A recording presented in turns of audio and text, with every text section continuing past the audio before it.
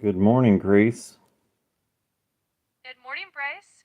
I hope you're doing well today. How's everything going on your end?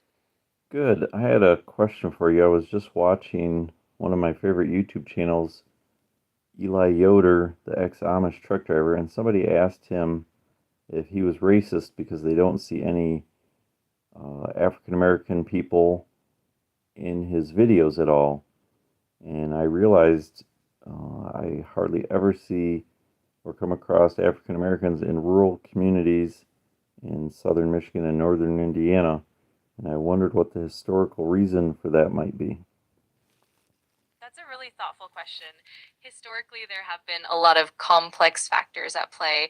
For example, during the Great Migration, many African Americans moved from the rural South to urban centers in the North, which significantly shaped demographics. Also, certain regions and communities historically had barriers to entry for African Americans, whether through economic, social, or even discriminatory practices over time that shape the demographic patterns we see today. It's definitely a multifaceted topic. What would make them, being they came from the rural South, what would cause them to move into inner cities or as opposed to other rural communities in the North? Yeah, that's a great point. One of the main drivers was economic opportunity. Urban centers in the North had more industrial jobs, especially during and after World War One and World War Two. These jobs often offered better wages and more stability compared to rural areas. Additionally, the networks of family and community that had already moved to cities helped draw others in. There were also social and educational opportunities that were more accessible in urban environments, and that contributed to that trend as well. Do you think that black people coming out of slavery would have had negative thoughts or feelings towards working as in on farms or in farming could have played a role in it? Absolutely. That definitely played a role as well. After emancipation, many African Americans sought to leave the agricultural labor that had been forced upon them during slavery.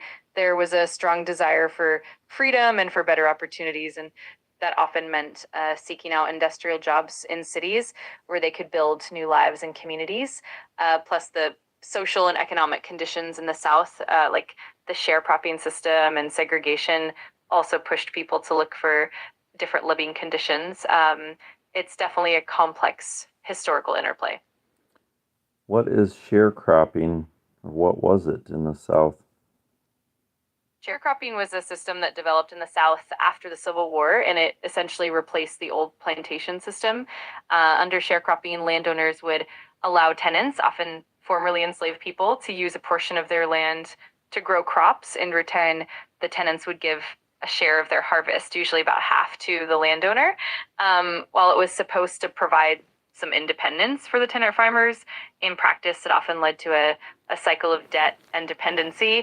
The landowners would sometimes charge high prices for supplies and keep the tenants in perpetual debt, making it very difficult for them to become truly independent landowners. It was a system that really perpetuated inequality and exploitation.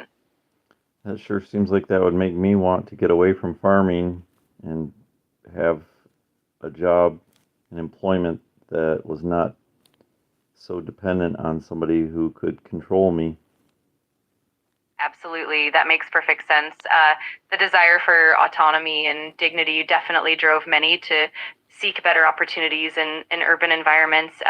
The industrial jobs in cities, even though they came with their own challenges, often provided a more direct path to stability and self sufficiency. It really reflects that broader push for freedom and opportunity. What challenges might African American former slaves have faced entering into industrial jobs in the North? Yeah, they definitely faced a range of challenges. One big hurdle was discrimination and segregation, both in the workplace and in housing. Many African Americans were often the last hired and the first fired, and they frequently had to deal with lower wages and poor working conditions. There was also a lack of access to quality education and training, which made it harder to advance in certain fields. And then, of course, there were social barriers like racism in communities, which could make it tough to settle and feel welcome. All of these factors definitely made the transition challenging. How do you think those barriers and challenges and racism would affect a culture? Yeah, those barriers and challenges definitely have a profound impact on culture. Over time, they can foster a sense of resilience and community as people come together to support each other and build strong networks. But at the same time, it can also lead to a sense of mistrust or isolation from the broader society. It can shape cultural identity in unique ways, fostering a rich heritage of creativity, perseverance, and cultural expressions, but also sometimes contributing to social and economic disparities. It's definitely a complex legacy. How do you think that would affect the personal individual and their interaction with others within the community? Yeah, it definitely shapes how individuals relate to one another. On one hand, it can create strong bonds within the community, fostering a deep sense of solidarity and mutual support. People might rely on each other more heavily, sharing resources, experiences, and wisdom. On the other hand, it can also lead to a certain level of guardedness or caution in interactions with those outside the community, stemming from past experiences of discrimination. It can also inspire a sense of pride and cultural identity, enriching personal interactions and creating a strong cultural heritage that's passed down through generations. It's definitely a nuanced dynamic. All right, I appreciate your insights. It's very helpful. I'm really glad to hear that. I'm always happy to chat about these topics and help out however I can. If you have any more questions or just want to dive deeper, just let me know. Yeah, I'm curious, how come this topic, I don't recall this ever being discussed anywhere in my education or community before?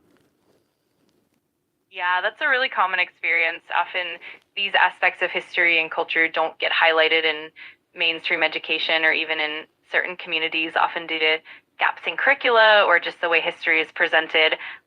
Sometimes it takes more focused research, community discussions, or even personal curiosity to uncover these layers. It's definitely rewarding to explore and learn more as you go along. All right, thank you very much. You have a good night. You're very welcome. Thank you, and you have a wonderful night as well. Feel free to reach out anytime. Take care.